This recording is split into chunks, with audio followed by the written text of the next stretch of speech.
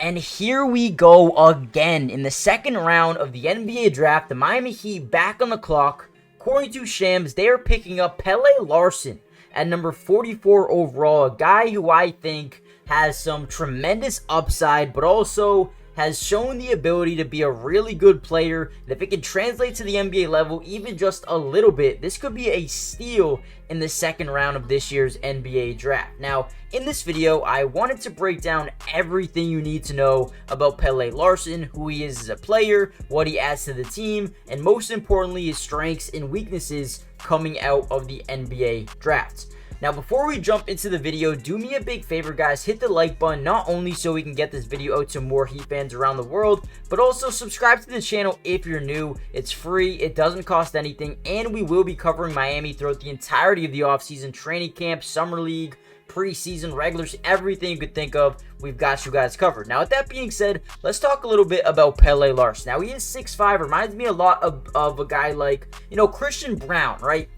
For the Denver Nuggets. However, Brown is a little bit more developed in the three-point aspect. I think this is a guy who has a 3-and-D type of archetype, but has to get better and better as time goes on. Needs to continue to develop. Right now, you can see all of the intangibles, the skill set. It's all there. It's all there for you. Very polished. But also needs to just continue to work on his craft, continue to get better as days go on. Now, he's insanely good at facilitating an offense, creating scoring opportunities for other players, right? Whether it's driving in, drawing in the weak side help, and finding corner shooter for three, or whether it's coming off a screen, drawing double defenders off your screen, and then finding the roll man, finding the pop man. I think he is a guy who can come in here and just help spread the floor and move the ball, right? Now, again, I think he's a guy who thrives a little bit more playing off ball than on ball, which is interesting in my eyes, but also something that you want to see, right? You have Jimmy Butler here. You have guys that, like to have the ball in there. Bam Adebayo is a good facilitator. So having him coming off screens, coming off picks, coming off different type of play sets, I think could be really good for them. He's also a really good defender.